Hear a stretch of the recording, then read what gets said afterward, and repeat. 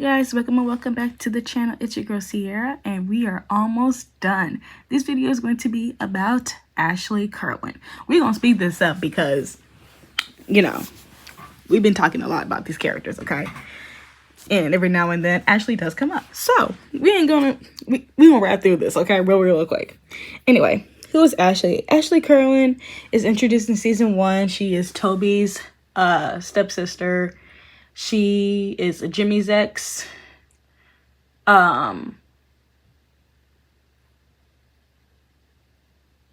She almost went on a date with Sean. Yeah. She's the ex of some dude in London. Yeah. But she always comes back to Jimmy. That's it. That's all. Oh, Craig. Wow. My God. How I forget that? My God. My brain. I swear forgot. She is Jimmy's ex, Craig's ex, and some random dude named Alistair's ex over from London. And she almost went on a date with Sean, but she didn't. That's better. My brain. Y'all know something is wrong with me, okay? Deeply wrong with me. She is friends with Terry. She is with Paige, with Hazel. With her and Terry are the closest friends. And then later on, after Terry, up and disappears after her, her coma, she goes to an all-girls school. She ends up becoming best friends with Ellie. And she stays with Ellie up until she leaves for London. But anyway, let's get into it. In season 1, she's in family politics. We know this entire episode. Well, I know this episode very, very well. I don't know about y'all. But she is running for school president. And the thing is, Toby's pissed. I talked about this in Toby's video. That's when he has JT run against her. At first, she sees it as a joke. But then people actually really start to like JT. And she's kind of threatened by him. So she ends up paying him off. So to rig the election. Toby finds out. He's like, you really try to pay JT off. And, they had like their little scuffle because they're having trouble being step siblings and living together. It's a huge adjustment for everybody in the house. And it's very complicated. But by the end of the episode, obviously they connect and they bond and reconcile with their differences and everything like that. Moving on to the Eye of Beholder. This is pretty much, this isn't like her main episode, but she is in it trying to help Terry get a date. So the first time we do see her is after Terry and Spinner exchange. Terry gives Spinner her notes for an assignment. And that's when she's like, oh my God, Spinner really likes you or whatever. And then, this is when Paige inserts herself because Paige has a crush on Spinner. And she's deeply insecure. And then later we see her again when they're all getting dressed, but then she has to leave a little early because she is the president. She has to go set up.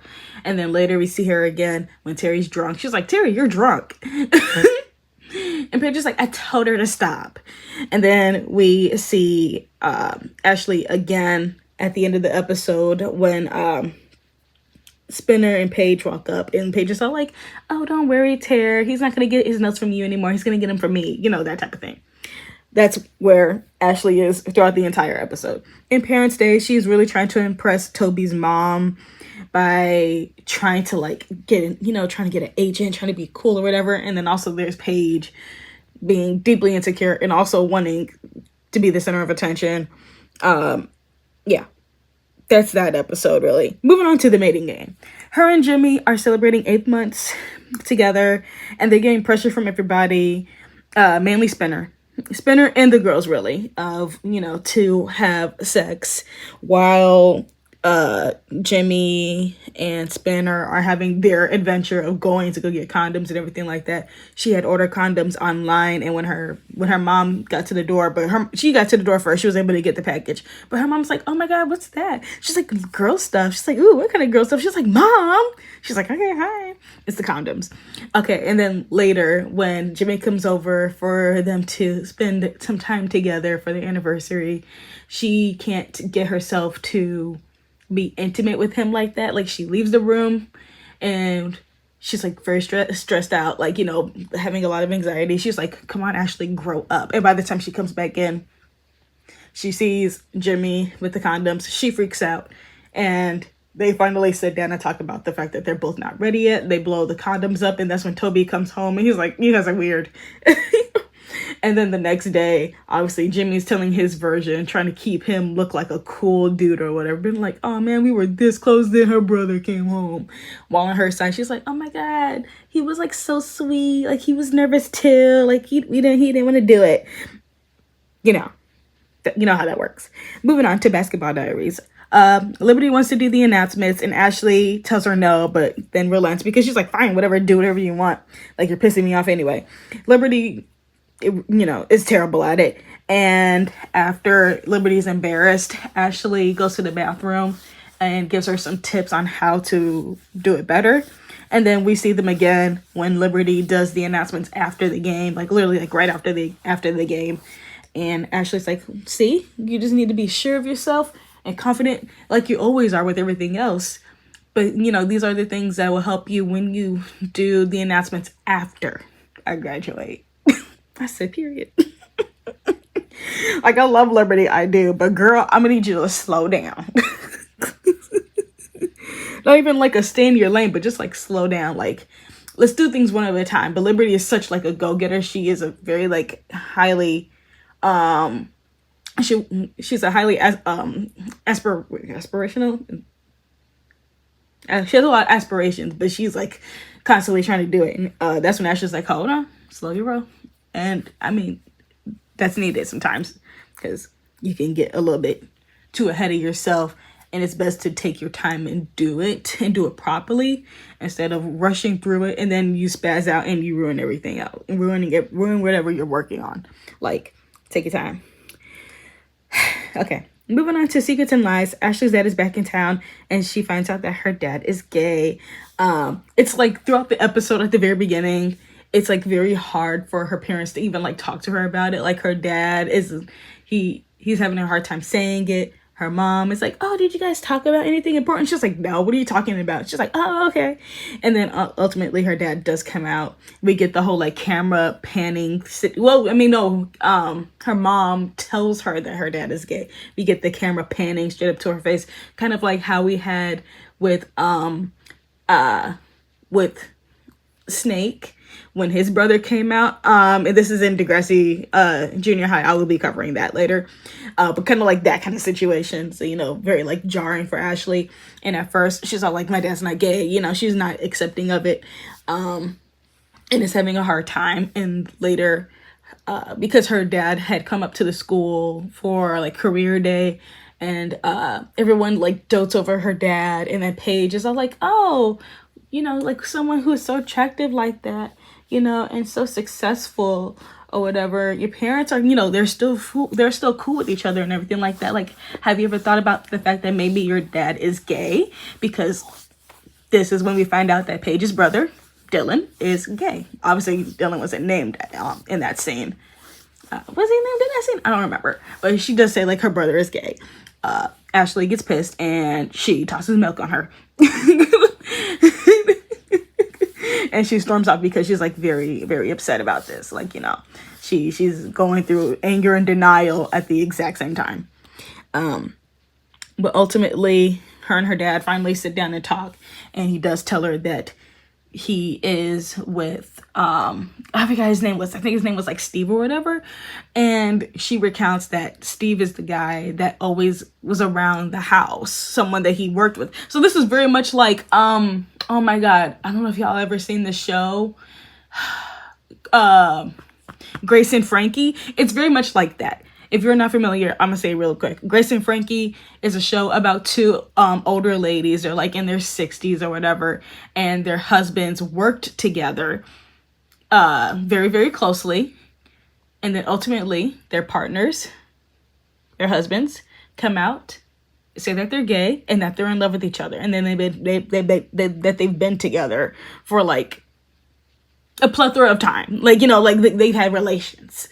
So it's kind of like that situation for Ashley's dad and this coworker that she's known, like his friend, that's actually his, That's his romantic partner. And she was like, oh my God, like he was over our house like during like Thanksgiving or whatever. Like you had him in our house? Like how dare you? So she's not pissed about the fact that her dad is gay. She's now pissed about the fact that her dad brought this man into the house. And then I believe it was later on that she even brought this up to her mom, and her mom was like, well, yeah, like it is a huge adjustment. Like, you know, obviously she was like, Mom, he cheated on you. She was like, okay, yeah, that was something between me and your father. Like that was an adult conversation, adult situation that happened. But her mom is very accepting.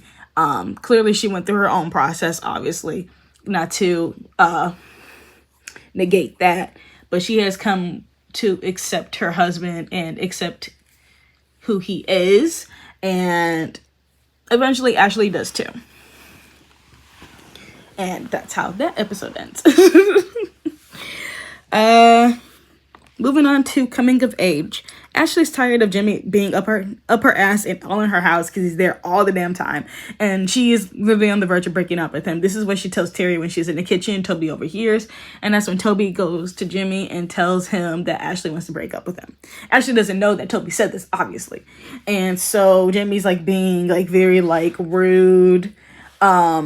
When it's his birthday and they go to his house, and Ashley really starts to notice the fact that the reason why Jimmy is all up her ass and always in her house is because Jimmy's parents aren't around, and he needs, being a kid, obviously you need to have your parents around. Like that isolation can do a huge damage to every aspect of your development, mentally, physically, emotionally, all the E's, okay? It can really fuck you up, okay? And so Jimmy, he lashes out and he's like, well, go ahead and just break up with me like you wanted to anyway. Just go ahead and break up. Let's just go ahead and break up like you want to. She's like, what the fuck are you talking about? He's like, just go. And that's when he orders the pizza, and we get a glimpse into his life is when he orders the pizza, when the pizza place owner recognizes, knows his name, and he's like, oh, it's an unusual order. So he's used to doing these kind of phone calls and, having his own food and doing this on his own. Later at the end of the episode, Ashley and Jimmy, they do make up, and they obviously don't break up because they're still together. Moving on to rumors and reputations. She's really just part of the rumor train that Emma tries to end after finding out the rumor of Armstrong and Liberty being together. We talked about this episode enough. I'm not going to dive into any more details because, that's really it for her. Moving on to Friday night, she tells Jimmy and Spinner that they were cruel to pull the prank on Miss Kwan. Remember, this is the episode where Spinner was feeling that Miss Kwan was targeting him a lot. And I feel like it's because Spinner is Spinner and he always stressed her out. And this was his second time taking her class. She was probably tired of seeing his fucking face in her class all the time. Also, the fact this is the time when she finally breaks down at the end of the episode and we find out that her husband has cancer. Yeah, this is that episode. So I think she was just tired of Spinner. I'd be tired of Spinner too. Like if I was a teacher and I had the same kid in my class for like 30 plus years, I swear for God, I'd be like, if you don't fucking leave.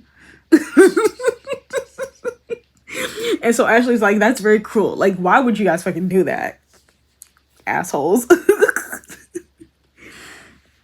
Moving on to Cabaret. At the beginning of the episode, she is singing the song to Terry of the song that they're going to perform. Terry's like, I thought we're going to like up tempo it, like, because this is like very depressing. It's like very melodramatic, and that's when she's all like very like self-centered, very cocky, and very much like, this is the version we need to sing.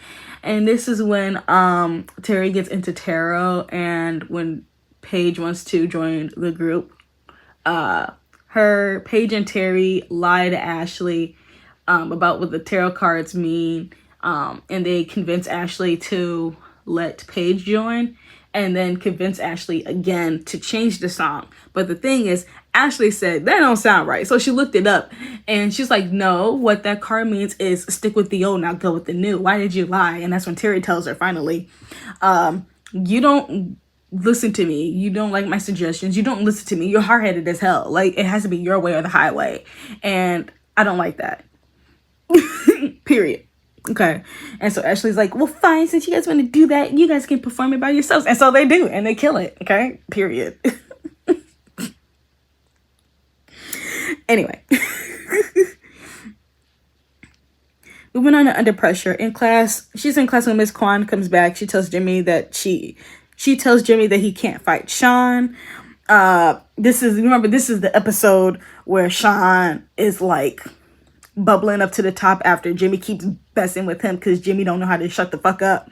And this is get to the point where Sean and him fight and he pushes Emma. This is that episode. Moving on to Jagged Little Pill. She and Toby are home by themselves because their parents are out for the weekend or like the overnight or something like that. And so they're only allowed to invite one friend over each. Obviously, it ends up being more friends.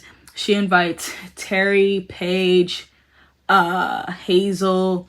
So they all have like girls downstairs like watching movies while Toby has JT upstairs with him, and then eventually him and JT, they call Sean over, and then they invite Emma and Manny over, and Liberty. Somehow Liberty gets involved in this mess, and then when JT brought the E, and he's like, oh man, we're gonna get high.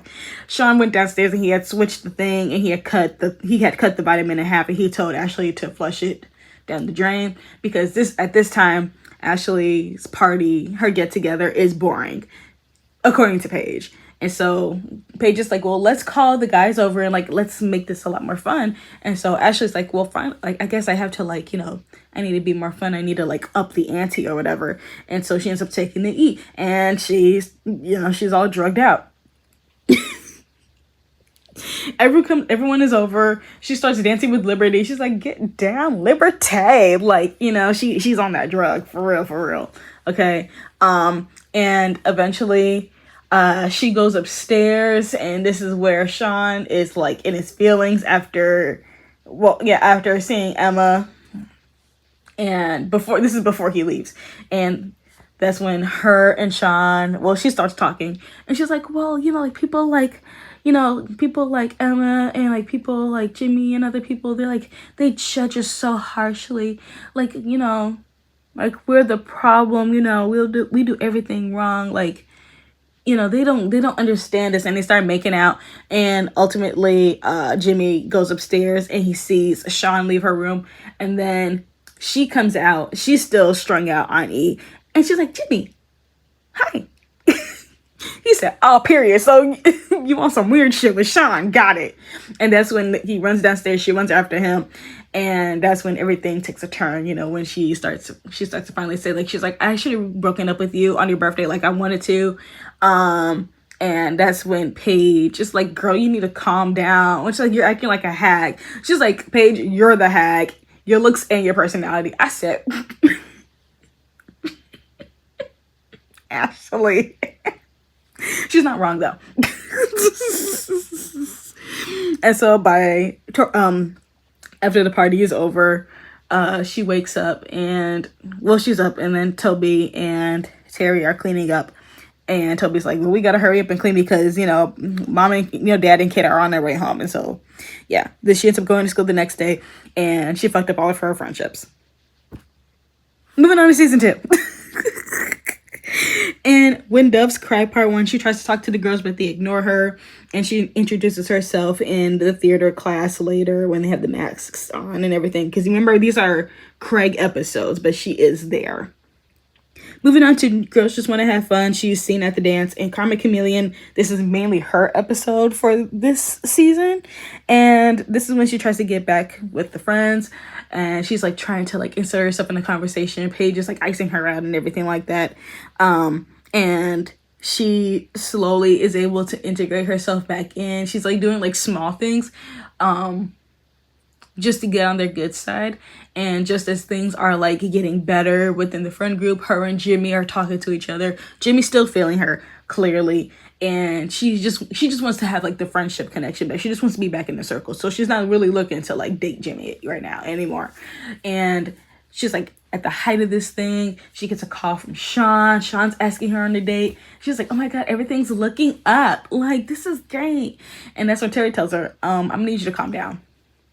And that's when Ashley's like, well, Terry, when a guy likes you, you'll understand how these things work. And I'm like, this is where your self-centeredness comes out so much. You think you're the shit, but you got the shits. Like, shut up.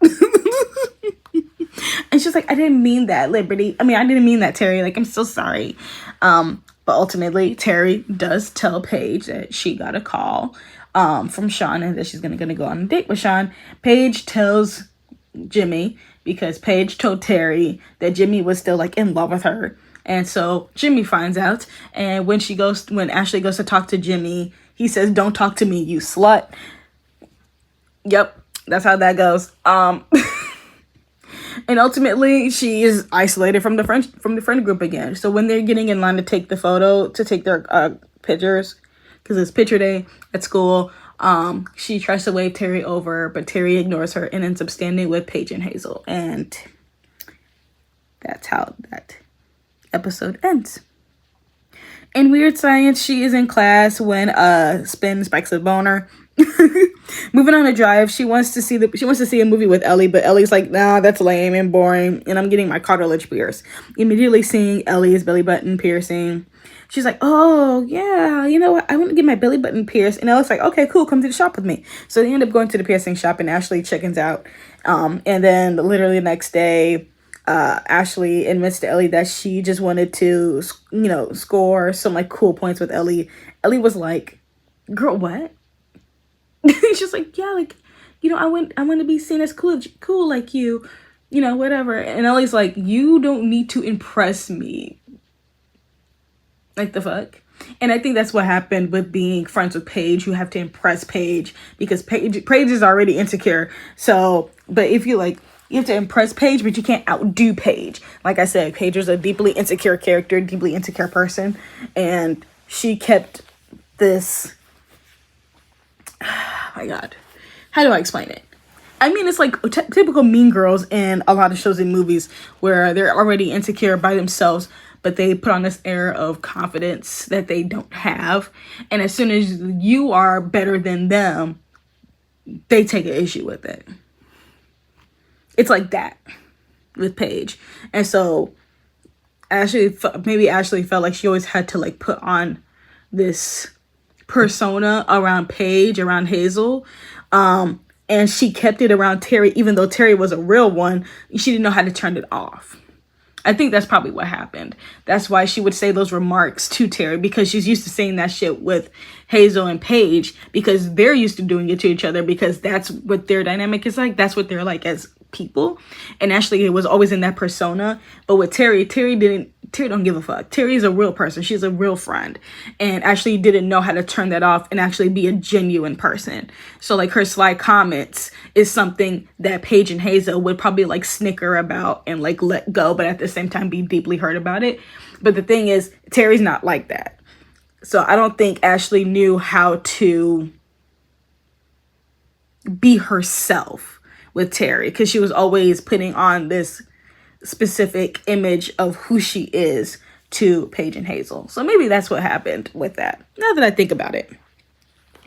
Anyway, moving on to Shop Part 2. She writes a poem about assault in class, and she reads it. Paige shows up at her house asking her to be part of the group again and to sing a song about real stuff. She's like, that's what your poem is what we need. We needed stuff. We need to sing about real things. And so she creates a song around her poem, and it's about grape, and everyone hates it. Paige is deeply pissed off about it when she goes to, when she starts singing it at rehearsals, and Ash goes to the MI lab and demands Paige to explain the change in her, Ash goes to MI lab and demands Paige to explain herself, and they argue about the lyrics, because this is literally Shouts 1 and 2.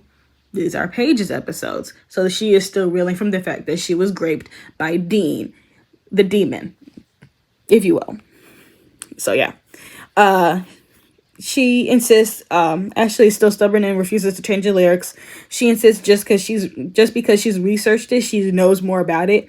And that's when Paige breaks down by the lockers, and it finally clicks in her head that she's being self-obsessed, in her self-obsessed, self-centered brain. Like, oh, my bad, girl.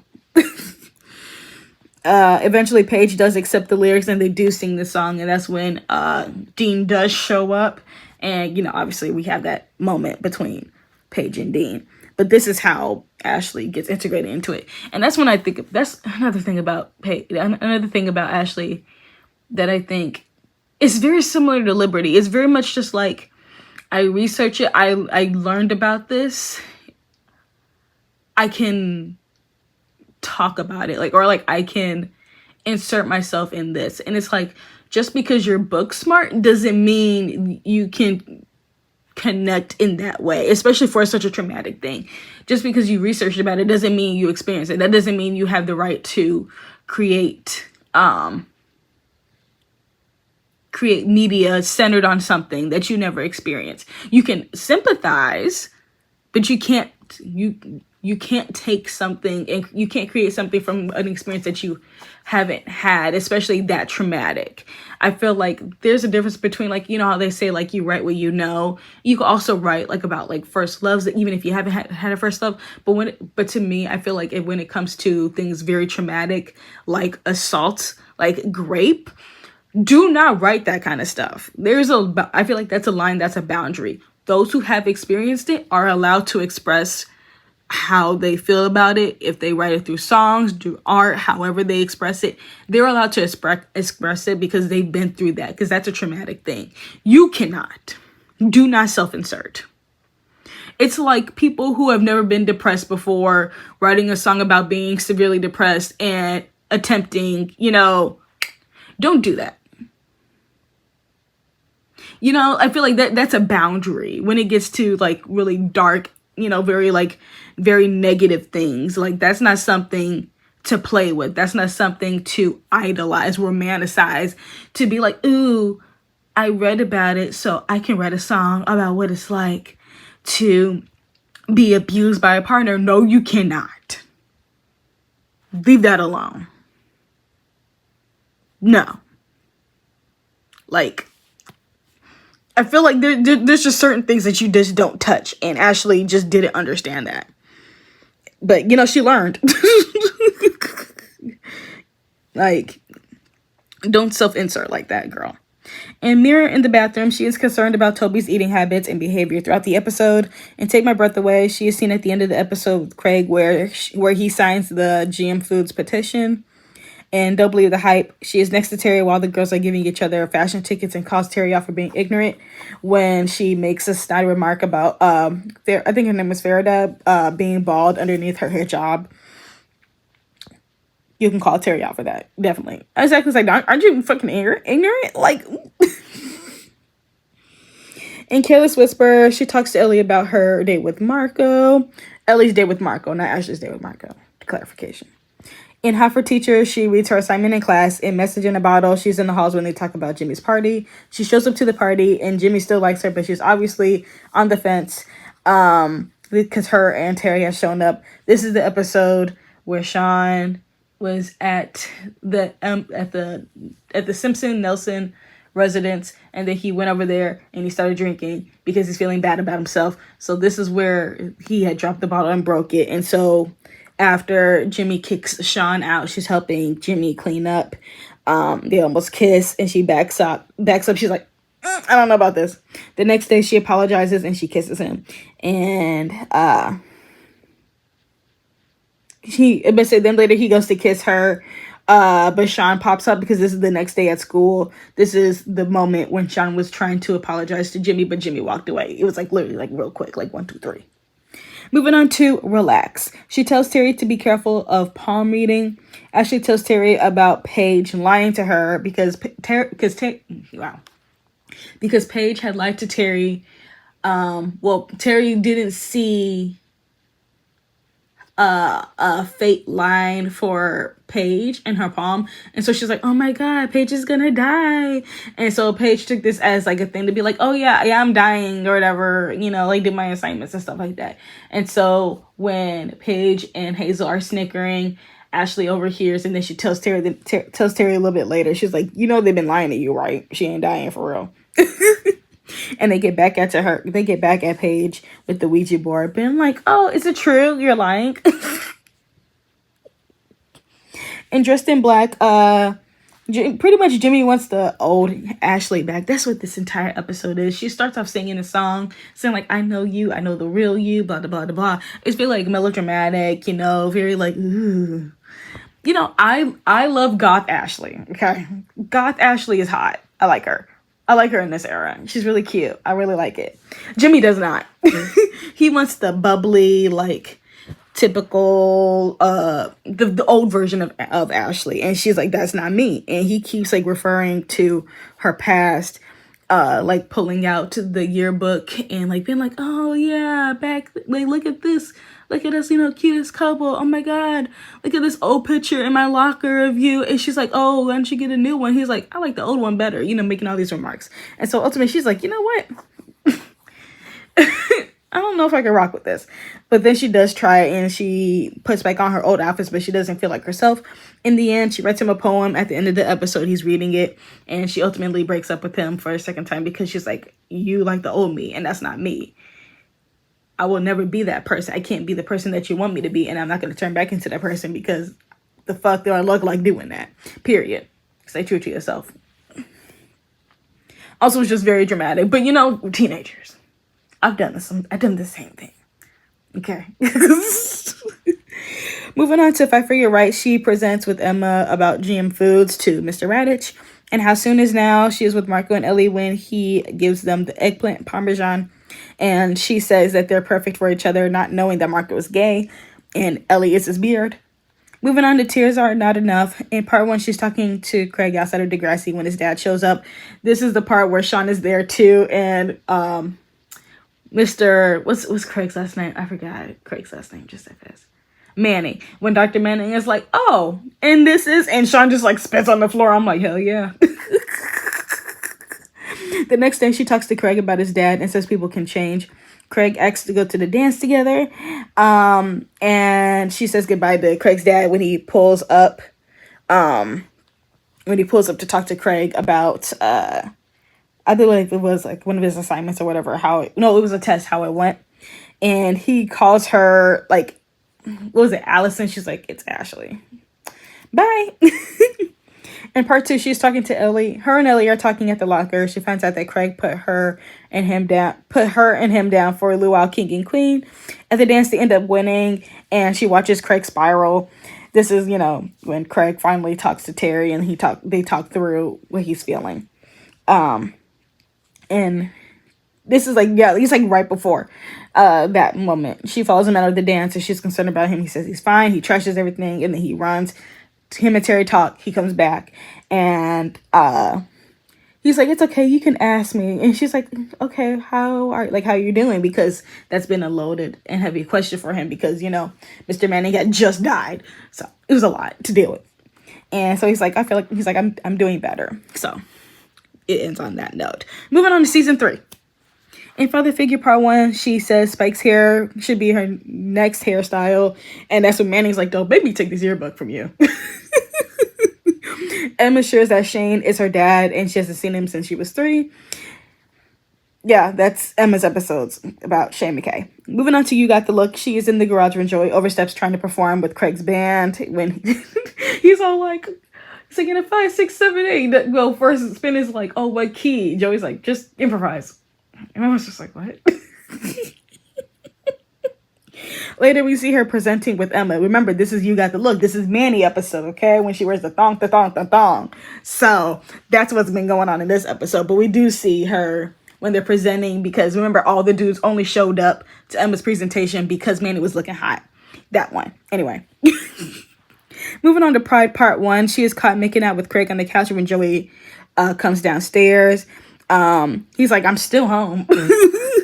Because Craig was all like, oh, we're going to put Angie to bed at 8. Joey, Jim's not going to come back till like midnight. We're going to have the whole night to ourselves. And Archie comes in because he is sick. This is his pre-diagnosis episode. And so she is literally like just a little bit later, she is sitting next to Simpson while Craig's on the other side of her. She's in the middle. They're playing a video game, and Simpson gets really excited and he nearly passes out. Like he like slumps onto the couch, and she's really very concerned because it's also his nose is bleeding, and she's all like, what should we do about this? Like, should we call Spike? Should we call Joey? And he's like, no, I don't want her to worry about me. And should I stay or should I go? She's making out with Craig again in her bed when he starts making moves for sex, but she stops him. She drops the L-bomb, and Craig doesn't say it back. He cracks a joke about, I forgot what he said. He's like, no, I really hate you, and your breath stinks, or whatever. Like, and smells just like, sir, I mean, you should read the room. He's so annoying sometimes. Later, she invites Craig over to talk and says that she doesn't think that he feels the same way. She loved the roses, but the note on it had said, you rock. She was like really pissed about it. And she's like, I want to take a break. And he's like, what the fuck? Later, he invites her to the gym back at school and sings her a song about being in love with her. And this is where Manny starts to get her infatuation a little bit even deeper, because that's when her and I think it was Manny and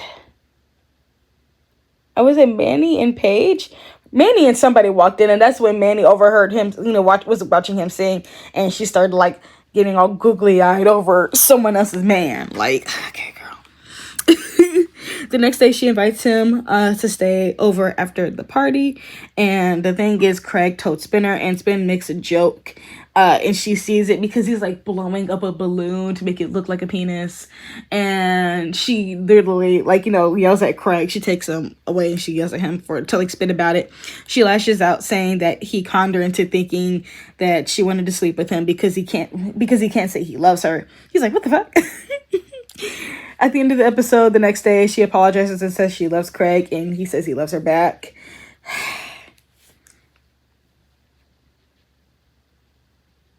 Yeah. Anyway, moving on to Whisper to a Scream. She's walking and talking with Ellie about her interview at Caitlin's show, and she calls out Paige for wearing glasses when she don't wear glasses at all. And this is when Paige accidentally spilled the grape juice on Ellie's shirt when Ellie ran to the bathroom. This is Ellie's episode, if you remember correctly. This is Ellie's episode. This is where we find out more about her family background, the fact that her dad is a coward, and she cuts herself. Anyway. Moving on to Against All Odds, she says she's going to Montreal for R&R with Ellie. Moving on to Holiday Part 1, Ashley is at the Jeremiah residence with the fam and Caitlin putting up the Christmas tree. She practices with Craig for the holiday performance and notices he's been on edge all day. By the end of the episode, she gives him his gift. It's a brand new guitar, because we know on the other end of this that Craig had slept with Manny. Okay, we know that. She don't know that, but we know that. In part 2, she tells him that she's freezing. They're in the garage, and he leaves to go grab her a drink, a warm drink. And she goes ahead and she grabs the blanket that's in the corner, and she sees the Christmas gifts underneath it. She sees the Ramon t-shirt that he got for her.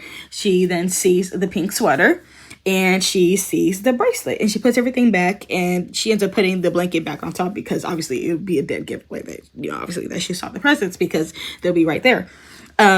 Later on at the holiday performance concert thingy thing that they're doing at school, Manny is doing her makeup, and she notices the bracelet on Manny's wrist. She's like, oh, nice bracelet. Where'd you get it from? And Manny says that she got it from a guy that she's dating. Ash pans her eyes over and she sees a sweater, and she's like, is it Craig? And Manny tries to be gentle because Manny believed that Craig dumped Ashley, and she was like, well, he said that, she's like, she's what Manny said is that that Craig said that Ashley would be mad that he moved on so quickly. And she was trying to be gentle with Ashley, but the thing is, they never broke up. That's what Ashley tells her. And so that's when everything hits in the dome for everybody in the room. Okay, ding, ding, ding. During the performance, she's sitting there silent. I'm going to insert the clip. I'm going to shut up right there. Okay. I never got.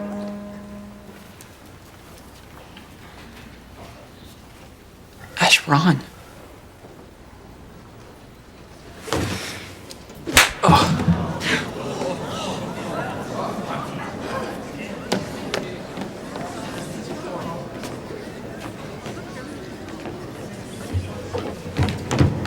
Maybe they won't be spending Christmas together. You know what goes down. After that, she obviously yells at Craig. And then Craig is like, oh my God, Manny, you told her. She's like, no, you didn't realize that she was going to find out about your lies. Like, you didn't do what you were supposed to do, nigga. Like, let's start there. You didn't do what you were supposed to do. Which is why she thought that, you know, this is why everything came out. Because you don't fucking listen. You're hard-headed. You didn't do what you're supposed to do. You're a cheating-ass motherfucker. And you didn't do what you were supposed to do. Which was at least dump Ashley. Like, tell her. Like...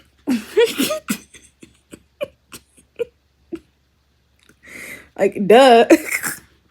In this charming man, she's with Emma when she notices the DVD player is missing. This is the episode where Emma starts to follow Sean and Jay around because you remember the other demon is there. Yeah. In Accidents What Happened Part 1, Manny tries to apologize, but she shuts her down. Manny's all like, well, we were both lied to by the same guy. But at the same time, though, you were the home-wrecking ass bitch. You knew he had a fucking girlfriend. But you couldn't leave him the fuck alone. So it's like, yeah, y'all were both hurt by the same guy, but you're the one that put yourself in that situation. You didn't have to be added in an equation. You could have just had a crush on him and waited for him to be single. But no, you inserted yourself into a relationship. So girl, no. That's not how that works. You guys were both hurt by the same guy, but you chose to be hurt by that guy. You could have just been on the side like having a crush on him. You could have been the Claire in the Claire... what's his name? Declan and Holly J situation. Claire just had a crush on him. Okay? She kissed his neck. He said, Holly J, handle that. Like, that could have been that situation, but no. Like, Manny has a right to be hurt, but you can't be mad that she don't want to talk to you when you insert yourself in her relationship, you know? Anyway. Moving on to part 2, Paige tells her that Manny is pregnant, and so in the cafeteria, she sees the book, and she's like, hey, you guys, these idiots are about to have a baby.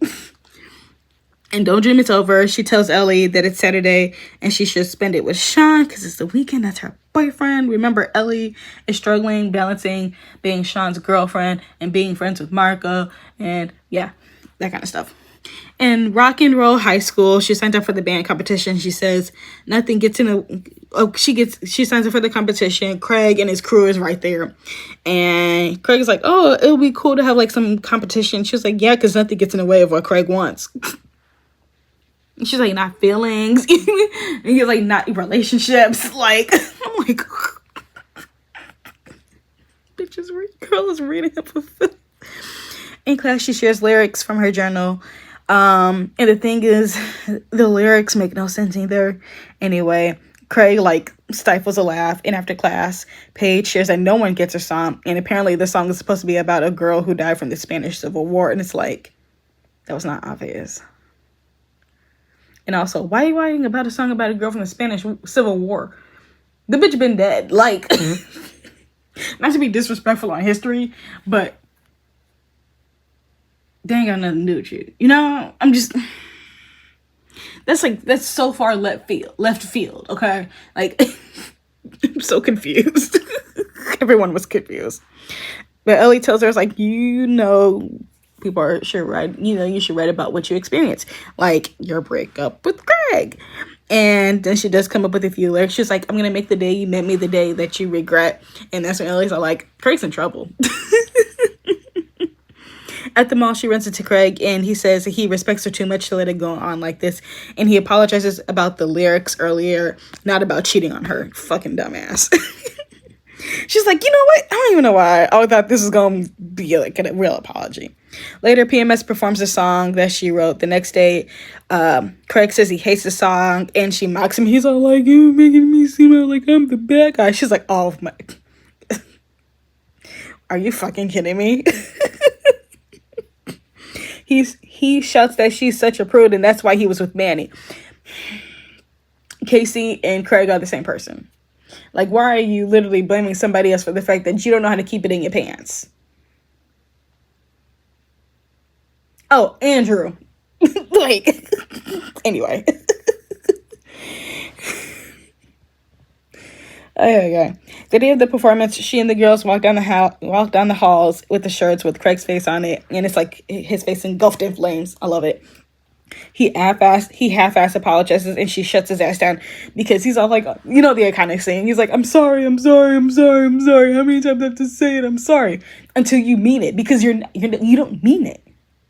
You're saying it because you're trying to excuse the fact that you did it. You just want to say it and think everything's going to be okay. No, you don't mean what you say, and that's the fucking problem. Because you don't think what you did was wrong, clearly. They perform the song, and then she listens to him perform a new song because, you know, obviously they were going to perform something else, but he had come up with Everything's Dust. The guys do win, and she tells Greg that the lyrics were just right, like a true apology, like you actually feel it. Still Craig ain't shit, but you know. And then when Candy Ashley is being melodramatic, singing shitty songs that doesn't want to go to school, she ends up calling Paige for their homework yesterday, but goes out with Paige's spinner because Paige has Dylan's car, and she's like, let's ditch. So they end up going out and everything like that. So they visit Terry, and she sees the injury and freaks out. And just throughout the day, she's just not in a good mood, you know, with the breakup, with Terry in the coma. I feel like she just, because her and Terry weren't that close anymore, so I feel like she felt as if like she lost her friend, and then not knowing what her friend was going through with Rick either. I feel like she felt like so much on the outskirts. She didn't know how to show up as a friend if Terry even considered her a friend still. And I did get that struggle, because it's like if you have this huge shift in your friendship, because literally after picture day, they barely interact with each other. So yeah, I would be kind of nervous too. I'd be like, are we really friends? Like, I don't know what the fuck's going on. You still talk to me, like we still like laugh and whatever. But things have shifted since then, you know, like it's a tough thing to navigate. And so she's just like completely out of it the entire day. So she's just going through a lot of emotions. At the restaurant, she calls Ben out on his shit because he's being very fucking annoying. She says that she's not hungry and is very uncomfortable with how he's acting. She also says that Degrassi is cursed and has only been one disaster after another. Paige is like, oh my god, you're being very dramatic or whatever. Like, oh, you should like leave Degrassi. She's like, I'm considering it. She's like, you know what? I'm gonna take myself out the equation. Okay, I'm just gonna go. You know, I don't blame her. She comes back and points out that Raditch was there, and they accidentally dine and ditch at first. And then when they get outside, and that's when Paige asks Spinner, was like, oh my god, did you leave money? He's like, no. I'm like, Spinner. And so they end up really like dining and dashing for real, because they don't want to go back in and get caught by Raditch. So they spend the day out there at the museum. She calls Spin out for being rude because he is literally being a gross teenage boy towards the artwork. It reminds me of that clip, the video clip of I forgot who the statue was supposed to represent. It was somebody during a specific time period, and like the top of, because it was like the dress, you know, or top of the boob is out, while all the guys are like touching the boob area. The ladies are actually just like holding the woman's hand and stuff like that. It's like that's how men treat sculptures of women. Like that's what the fuck they do. And that's what Spinner was doing, and Ashley was disgusted by it. I would be too. I would just slap him. I have to be like, real quick. And she tells him to stop being immature, and you know, yeah, all that kind of stuff. Paige calls her out on her shit and says that she's taking everything so seriously, and the real problem is her. No, the problem is the fact that Craig couldn't keep it in his pants, and he had to cheat outside of his relationship. And like, yes, Ashley can be like overwhelming at times, but like, Her boyfriend shouldn't have cheated. Like, period. Point blank. I'm just saying. At the mall, they watch the Elvis Presley concert, and Spin calls her the Queen of Doom. But she surprises them by entering the contest. She ends up back at home, and she gets yelled at by her mom because she was like, "Oh my God, I was gonna come home and check on you, and I come home, and you're just now pulling up with Paige and Spin." She's like hysterically laughing. She's like, "Sorry, little lady." She won the contest, and so I guess it's like this is the first time her mom is seeing her like happy and like laughing. So she brushes it off. She's like, "You know what? Fuck it. You probably just needed the day. We're just gonna let it go."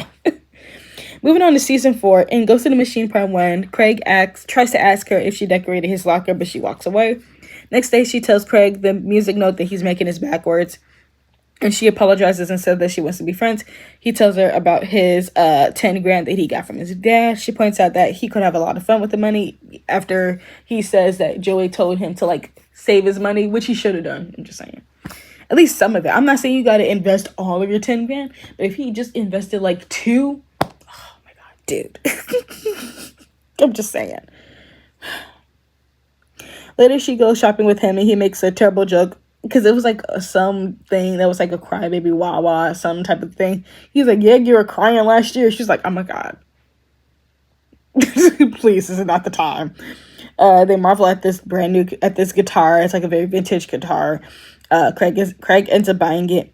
In part 2, this is where he shows off the guitar to Joey. Joey clearly doesn't want to be overwhelming, and so he leaves it be at first. Later, she's in class when Simpson tells Craig not to eat at the keyboard, and that's when this is like our first 2 episode instances of Craig being bipolar. Yeah. And Anywhere I Lay My Head, Ellie talks about her moving in with Sean and lying to her mom. Later, she agrees with Spin to perform smaller gigs, and they perform, and it's really terrible. This is at the car wash, I believe it was. I think, yeah, this is their car wash performance. This is the same episode where Manny and Spin were flirting. See, like, she keeps inserting herself in other people's relationships. I swear for God. And later she is seen at the housewarming party, Ellie and Sean's housewarming party, because that's when Marco tried that really terrible guac, and Ellie's like, it's guac. Sean made it for me. He's like, this shit is right, babe. And Time Stands Still Part 2, she's at the end of the episode at home when she calls Rick a psycho who shot Jimmy. And this is when Toby like walks away. She's like, "Oh my God, who's the one who shot him?" Because she's on the outskirts. She doesn't know what the fuck's going on in this friend group. And that's when Emma's like, "Oh, that was Toby's friend." Like, that's what I'm saying. Like, Ashley was so far out of the friend group. She don't know what the fuck was going on with the situation with Rick, Terry, and everybody like that, because she don't know what the fuck is. She don't know what is going on.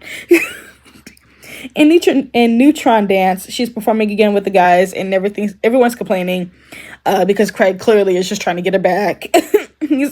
She's just performing Everything's Dust. It's the song about her. The guys are clearly just resentful about Craig and Ash being the center of attention, especially when Liberty interviews them the next day, and her and Craig take over. They're like, they don't even talk. Like, they talk like Craig and Ashley talk over them, and they have to stand up really, really high to even get in the picture.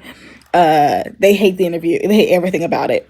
And this is when the guys are like trying to get Craig to get Ashley out the band. So they're doing the absolute fucking most. In the hall, they connect, and Craig ends up kissing her. Ashley is speechless. Later, she's talking to Ellie, and she tells Ash not to go through that again, and with getting back with Craig. Later, she meets up with Craig and emphasizes that they are just friends. She returns to the garage with snacks, not knowing why the guys are doing the absolute most. Remember that Marco got his damn accordion. You know, everybody's doing the most. Manny's over here with the little maraca thing with the shaker. At the recording, she calls out the weirdness. Craig finally tells her that she's out of the band. He leaves and he spazzes out. And she kisses him and they're back together again. Anyway. In Voices Carry Part 1, she's busy for her dad's wedding. In class, he shows her a song that he wrote. These are so many aspects of his bipolar disorder. He lashes out in class and she asks if he's okay. He tries to get her to convince her mom that he's a good guy. She tries to put off to the reintroduction to after the wedding. He's all like, oh, because you want to hide me. You're embarrassed of me. It's like, sir, no, this is just not about you. It's just not. It's not about you, period, okay? Later at the wedding setup, he gives her a key to the hotel, and she goes with him to go check it out, and she loves it. She knows that they only need one bed, which leads them to hooking up, and right after that, she's crying, and he immediately apologizes. He's like, whatever I did, I apologize. And, she's like, no, like, these are happy tears. There's, they're complicated. She's like, come to the wedding with me. And that's when he starts saying, like, oh, we could, like, move out and we can move in together. We can leave this place. Yeah. She ends up talking to her mom when they get to the wedding rehearsal and tells her that she forgives Craig and that she's happy. She's like, plus, also, your husband cheated on you, left you for a man, and yet you're throwing him a wedding, but you can't be okay with me dating Craig again. She's not wrong. She's not wrong. It's not exactly the same situation, but at the same time, she's not wrong. Because it's like, there's still infidelity. Your husband cheated on you. Yes, Craig cheated on your daughter. I would never want my daughter to get back with a guy that cheated on her. Never. But they're very similar situations. Like, yeah. Anyway. She ends up dancing with Craig and he leaves abruptly. He comes back in, pulls her aside, and proposes to her with his mom's ring. She says no. He's pissed. He runs off. She confides in her aunt, who is a dumbass. She's all like, back then you loved him. I'm like, what the fuck? Hire this bitch. Like, I swear I've seen her face before. I think she was in some other movies, and I think she always has like this airheaded like character.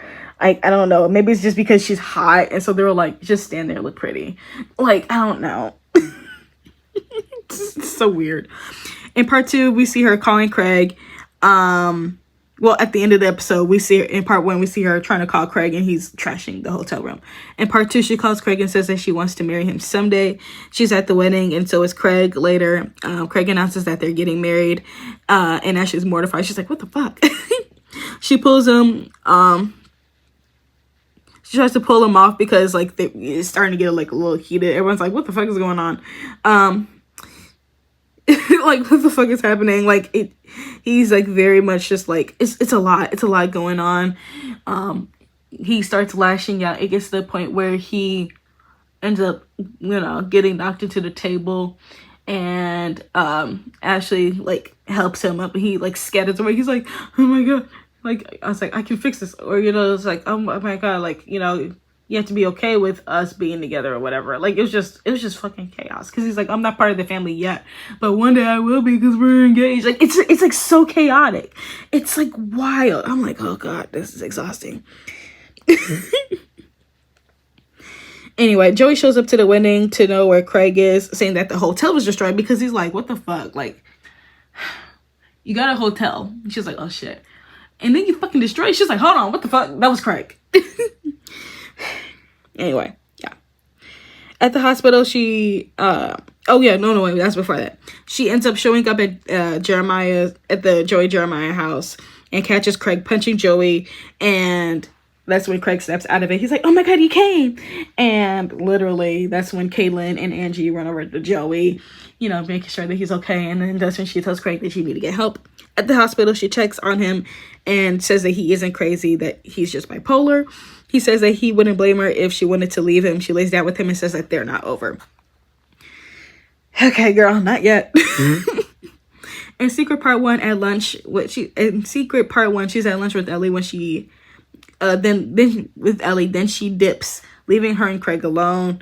She tells him that she didn't tell Ellie, but she does mention a mental health support group, and to just give it one night. He agrees, which that's fine with me. Like, it's just like, just give it a night. Just try. The next day, Craig is pissed because she sent him to Ellie's group, and she thought that he wouldn't mind. Later, Craig admits that he liked it and doesn't want to talk about his mental health all the time with her, so it feels good to like do it somewhere else. In Eye of the Tiger, she's outside when Jimmy returns. In West End Girls, she tells Craig that she's going to London and got a summer job. He tells her that they're doing music for a Kevin Smith soundtrack. The guy at the studio hates the music and he's a complete dick. They perform at the dance. And going down the road, part 1, Kevin tells her to send Craig tons of love notes and shit. Ash asks if he took his pills because he's like getting a little, she's like, oh my God, calm down. He's embarrassed, but she's embarrassed by his outburst towards Jay and Spin, which is completely justified because I wouldn't take any food from them either. After the shit they've done, okay? Later, he shows up with a ticket to follow Ash to the UK. She's scared because it's like, oh, this is very impulsive, which is part of bipolar disorder. So she's like, And so she's upset and says that she needs space from Craig and that she's been on edge since the wedding and since his diagnosis. So I get it. Like, it's a lot. Okay. Moving on to season 5. She is only in 1 episode. Let's get into it. She's in High Fidelity Part 2. She returns and she hugs Jimmy. She finds out from Ellie that Craig is in the music industry and he's dating Manny again. She's like, oh my God. She believes that Ellie has a crush on Jimmy. Because at least that's what she's getting at with the language of like, oh, like the person I have a crush on, like, there's no chance in hell, type of thing. And she tries to get them together, but finds out that Ellie has a crush on Craig. Jimmy's feeling down because he started to have a crush on Ellie. He thought the feeling was mutual. It was not. And he's all like, oh, nobody wants a cripple. And so she kisses him. And she's like, I want you, type shit. Anyway. Moving on to season 6. And here comes Jimmy in part 1. She's performing at the party when Marco's family shows up. Well, when Marco's dad and his uncle show up, because that was the only day that Marco's uncle could get the truck. Anyway. And can't hardly wait. She gets Jimmy a new whistle. She thinks that there's something wrong as to why Jimmy won't do her. The next night she tries to seduce him and it's not working. She leaves embarrassed. The next day she's upset and says that they can live without the sex. But he says that that's not going to happen. And he made a doctor's appointment to figure it out, which is good. They're communicating. Like, he's stressed, obviously, but they're trying. Later, she reads, while waiting to have the pill go into effect, she reads the side effects, and clearly it's not working. It's been 2 hours. It says it will work within an hour. And she tries to help by, like, massaging him and helping him relax, but it's not working. So he turns on the TV. The next day, he tells her to come get her shit, and all the pressure isn't working, clearly. She shows up, and they argue. He says that he can't deal with the fact that he won't be able to, sleep with somebody. And she tries to reassure him, like, oh, no, it's fine. No, like, it's cool, whatever. He's like, no, that's not what the man I want to be. Like, I can't walk. I can't jump. I can't do these things anymore. I can't do the things that make me a man. I can't even have sex with my own girlfriend. That's not the man I want to be. She's like, no, she tells him, like, you're man enough. Like, I love you. I want you. Yeah, period. In Working for the Weekend, she's listening to Spence' poem about his and Darcy's breakup. It's very dramatic. Spinner. I'm not going to cover this. Later at the college crew's house, she encourages Jimmy to sell t-shirts. And then she's at the pop-up shop when they sell them. In Bitterest Pill, Ellie interviews her about Craig. Yeah. Moving on to season 7. This is her last season. Ooh, not bad timing. Okay, look at this hour-long video. That makes sense. We ain't got to do no extra parters. Okay, in season 7, she's in It's Tricky. She's looking at Craig's album when Spin is listening to it. Apparently, Craig took one of her songs and didn't credit her. Asshole. She wants to chase her dreams again, is inspired by Craig's music. But the thing is, Craig gave a shout out to Jimmy. He also wrote a song about Manny. He wrote a song about all of his exes, but he can't give her credit for a song that she wrote. Asshole. The girls, Anya, are asking Ashley about Craig, and that's when Anya walks away. It's like, oh my God, that's Craig's old girlfriend. So she really wants to make a name for herself. She's really interested in this open jam that she hears about from Griffin when she's over at the college crew's house. Remember Griffin? That's the roommate that ends up dating Paige for a hot minute, the one who was born with AIDS or whatever. Yeah, anyway. Moving on. I just wanted to add that tidbit in there just in case if you're like, who the fuck is Griffin? That's who Griffin is. Anyway. Okay. And she becomes really anal about her track the next day, and Jimmy tries to help, but she's really stuck in her head. She's bombing it at the Degrassi performance, and Jimmy jumps in and raps. People like it. We see Johnny with his little ugly crusty ass bobbing his head like, shut up. He's not saying nothing, but he's so irritating. I hate him. She's pissed because all the attention was on him. Back at the college crew's house, Griffin puts more emphasis on Jimmy showing up while Ash tells him that she wrote and produced the track. But she lets Jimmy be on stage and use the track by himself, performing at the open jam. Jimmy asks later where she was, and she says that he clearly didn't need her. And Griffin shares that people there loved him, but also says that he told the people there, the music rep people, that Ash produced the track. And so they're like, oh man, we like this track too. We like her vocals. Like, it's seductive. Like, yes, period. She's like, oh my God. So the next day she's tweaking the track in the MI lab. And Jimmy's like, oh yeah, this is great. This is cool. And then when Jimmy leaves, she deletes him off the track. And she burns the disc. In Death or Glory Part 1, she's in the caf when Spin gets Johnny in line. Remember, these are Spinner's episodes when he finds out about his testicular cancer and he has a crush on Jane. Yeah, those are those episodes. And we got the beat. Jimmy shows her the drawing for the album cover. He's stressed about walking, but she says that it's not that crazy. It's not that deep. You don't need to rush it. Later, she tells Jimmy she took him off the track. And Jimmy's pissed, saying that he didn't want her. Jimmy's pissed, saying that they didn't want her without his rap. And he says that she's the biggest mistake he made. Which, okay, this is complicated. Ashley wanted to make a name for herself. I feel like she should have just communicated like, hey, I would like to burn a version of mine and a version of yours. They could listen to both, but I want to put my name out there. Like, I feel like the way she went about it was wrong, but the way Jimmy is being like, they didn't want you without me, that's the fucking problem, because the man always got to be tied to some shit to make it important. Okay? This is when Drake got a big head. Okay? This is when his head got too big already. Okay? This is before, you know. But still, you know what I mean. This inflated his ego for him to become Drake. I need to go to bed. Anyway, in Live to Tell, they get to Degrassi, and he tells her that he needs to start doing more things on his own. And this is obviously when Jimmy starts having a crush on the chick from Physio, and she spots him chatting with her because he got a ride with her, and is upset because they're like very flirty with each other. She's like, okay, period. Okay, I'm done with your ass. The next day he asks why she won't answer his calls and texts, and he says the relationship had become a crutch for both of them and they break up for good. And I get it, because it did have become a crutch for both of them, but don't be flirting with some chick don't be flirting with some chick and having a crush on somebody else. But that's the thing with Jimmy, he always got a crush on somebody else while in a relationship. And it pisses me off.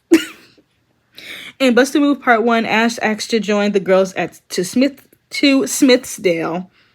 Because remember, Parts 1 and 2, these are mainly Manny episodes. Remember when she did the audition and she goes to Smithsdale and then Jay gave the wrong tape and ruined everything? Yeah, those are the episodes.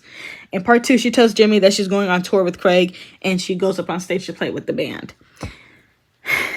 Just like Jimmy, though. Let's wrap this up. Let's get straight into what I think about Ashley. Just like Jimmy, Ashley is relationship-centered. She don't know how to be by herself for more than 2 minutes. They are one and the same. They don't know how to be by them damn selves. Because why is she literally going... She started off dating Jimmy, broke up with him, was about to go on a date with Sean, didn't do that, and then she ends up dating Craig... Then goes back to Jimmy, and now it's going back to Craig. Like, girl, neither one of these options is good. Okay. She just don't know how to be about her damn self. It's like, it's deeply insane. Also, another thing about Ashley, like, I feel like I mentioned how the fact that she did struggle with being with not being part of the friend group, and then being part of the friend group and having that persona. I feel like Ashley just doesn't know who she is on her own. And so I feel like she just really struggles with that. I mean, with the fact that her and Craig broke up, that was a huge thing that affected her. That made her very deeply depressed. Clearly, that's why she went through her goth era. But then when she comes back, obviously she's completely changed. She's like very like, she probably got like some style tips in London or whatever. Like, you're allowed to like switch up your styles. I'm not saying that's wrong or whatever, but I feel like Ashley just has a hard time with knowing who she is and what she wants. And it's hard for her to create her personality or even have a personality or just knowing who she is outside of relationships. She doesn't know that part of her. Like, when she was in her goth era, she became all about music. She even told Craig that his music note that he had, that he's deeply in, he loves music and he ends up becoming an artist, that his music note is backwards. Like, dude, how you gonna be writing the same music note 30,000 times and it's wrong? Like, I understand, like, learning along the way, but you can't be like, oh, I'm so into music. I'm such a music connoisseur. But you can't even write the note right. Like, I feel like just, like, little things like that we find out about Ashley, because she is really strong. She's really book smart. She's really good at researching. She's really good at learning new skills. And, like, not to say, like, her music is bad, but I feel like she has a hard time, like, creating. She's not a creative character to me. Like, she can write poems, she can write song lyrics, but to be, like, a full-blown, like, creative, like Craig ends up becoming, she's not to that level. And not to say that it's bad or that she's terrible or anything like that. I feel like she's more of a researcher than anything. I could see her doing more, like, research-based, or even like doing more technical work versus like going on to be an artist. So like this dream to be an artist, I feel like that also comes about because Craig is an artist. And she's like, well, I wrote that song. It's like, yeah, you wrote that song and Craig should have credited you because he's a dick. He should have credited you. But like, I feel like there's something missing with Ashley. She doesn't have the oomph to be a star, but she is really smart. She is really book smart. She's really good at learning. I feel like literally how Griffin said that the people liked her track. If she was like more of a producer or like worked in sound engineering, like how Jenna goes on to college to do, I feel like that would be more Ashley's speed. You know, like composing songs, composing music, you know, producing. I feel like that would be more her speed more than anything. Like, she could still write lyrics, obviously. She could always, like, you know, write songs and, you know, sell it to people, because a lot of songs are given to other artists like that. Other artists like buy songs or whatever, or you write a song specifically for this or that type of thing, and you can get the credit for that. But I feel like for her, she's not a musician. She's not a singer, but she is a creative in a way that she can create stuff and give to other people and produce. But she's not like Craig, you know. She doesn't have that presence. She just doesn't. And that's fine. But I think she doesn't realize that. And so she ends up going to tour with his band. And I feel like eventually, because we do know that Craig does end up on that white stuff. Is that around this time he's on the white stuff? Yeah. Because when he gets back, he's on the white stuff. When... I forgot which episode that was. But when Manny finds out that he's on the white stuff. I don't know if that's after Ashley joins or before Ashley joins. I can't remember correctly. If it's before she joins, he was definitely still doing, and that's when I feel like that probably would have broken her image of Craig, of like, oh my god, he's an artist, he's doing really great, I want to be just like him, idolizing him and mixing idolization with romance. I feel like that would snap that out of it completely if she sees Craig on the drugs, you know. That would break that would shatter that illusion. Because remember later on we do see that Craig ends up dating the black model, okay, which shocked the fuck out of me. I said, where y'all hire her from? Okay, period. All right, cutie patootie. I love her. All right. But like, I don't know like where that's, where that happened in between, but like hopefully she, got away from Craig and all that mess. Was like, you know what? I don't need this either. Like, I just hope that she, got her shit together. But overall, yeah, that's really how I feel about Ashley. Like with the persona issue with Paige, Hazel, and Terry, and her music in this music aspiration that she has. Also, that makes sense too with Ellie, because she felt like she had to perform with everybody else and she'd have to perform with Ellie. But the thing is, Ashley never gave Terry the chance to say that. Like Terry, like it was a very weird situation, very weird dynamic anyway, because Terry was even friends with Paige and Hazel, and Terry was always like that, like very much like kept her mouth shut. But Ellie don't know how to keep her mouth shut, which works in her favor because she's able to tell her like, you don't need to like impress me, like what the fuck, no. So I think it works to an extent, but the fact that Terry didn't have that environment to speak up made it hard for her to have genuine connections with people, which made it hard for Ashley to, be a genuine person. I feel like it was just really hard for both of them, and it just made things more complicated than it needed to be. But yeah, what do I think about Ashley? Just overall, Ashley's, with all of this stuff, like now, like processing it, Ashley's not a terrible character, but she's not a likable character either. She's very like neutral at best. Okay, like the mess with Jimmy, like I understand why people wouldn't like her for like deleting his track, but also he's very much like, I made you. It's like, hold on, motherfucker, I'm gonna need you to learn your place too, first of all. Okay, you were over here down in the dumps all sad and woo-woo and shit. Everyone else has to hype you up about your artwork and everything to give you a sense of purpose because you still depressed about being in a wheelchair. Like, I'm gonna need you to, like, I get it. Like, the fact that Jimmy Jimmy got shot and now his life completely changed. I get it. But you can't expect people to hype you up and get you back into this confidence. You have to find it within yourself. You can't seek it through other people. You can't get all of this affirmation from everybody else. And as soon as you don't get it, or as soon as like something doesn't go the way you want it to be, now you mad. Like, that's annoying. Like, that's annoying to me. Like, it just, ugh, I don't like it. I don't like it whatsoever. Especially when a man tells you, I made you. I'd be like, I could kill you. Like, I don't like it when a man says stuff like that. I don't like it when anyone says stuff like that. Like, I made you. You would be nothing without me. I'd be like, bet.